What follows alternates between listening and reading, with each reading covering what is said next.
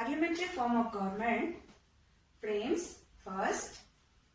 We have to create a form of government in which people will have rights to decide, to participate in the previous experiences. As I mentioned earlier, when the Britishers were ruling our country, we were not allowed to involve in any of the politics decision making. But the Indians had a chance to know how a government works. So they felt that Parliament should be supreme. So they adopted parliamentary form of government, which is a replica of the British model.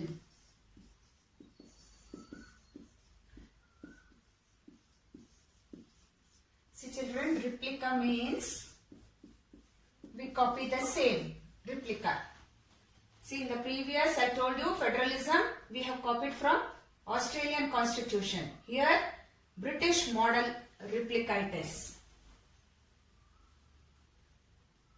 Or the UK model, and on this the Britishers did not allow us to participate, us to vote, so we did not have the right to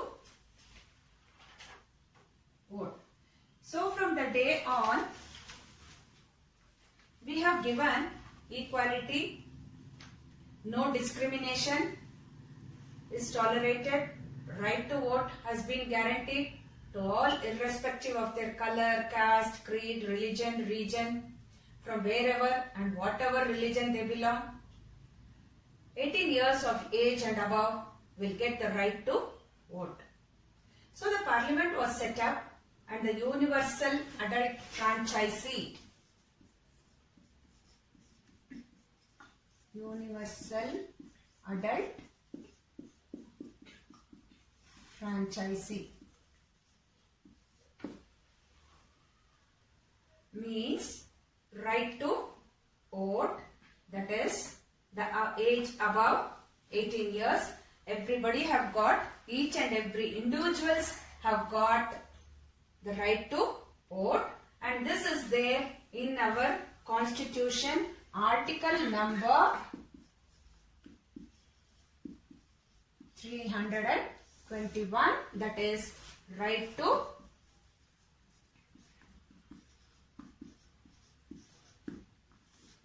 vote. In our constitution it is being mentioned right to vote over there. So all these things brought special importance for the Indian Parliament to set up. In Parliament we have two houses. One is Lok Sabha, the other one is Rajya Sabha.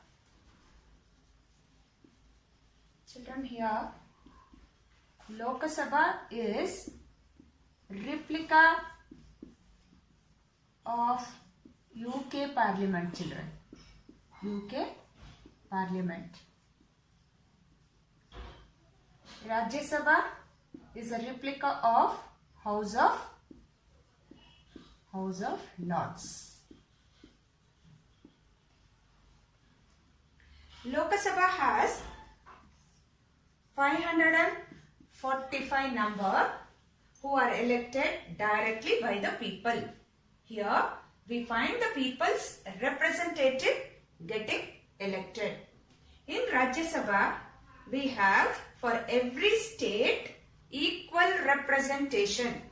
So we call it as Council of States. Here we have 250 seats. So altogether a law is to be passed. It has to get approved in the Lok Sabha and in Rajya Sabha, and then it has to move to the assent of the President. Then only a bill will become an act, and the President will appoint 12 members from Rajya Sabha. The next one is separation of power. As I told you in the beginning, that is legislative, executive and judiciary. Powers are being separated here. You may get a doubt, in the Parliament we have divisions of powers by the state and union government. But here the separation of power is done by the legislature, executive and judiciary. They cannot misuse the powers one branch is executing more power and automatically the branch will check it. If these two are executing more powers, the other one will check it. These three are called as the first three estates or the three organs. They act as a checking each other. So children, in my next class, I will teach you about fundamental rights and duties. Fundamental rights and duties I will be teaching in my next class. And I hope you all would have enjoyed my class. So, I have given you some question and answers and a worksheet is being given. At the end of the day, please complete the worksheet and your question and answers in your classwork, children. Thank you.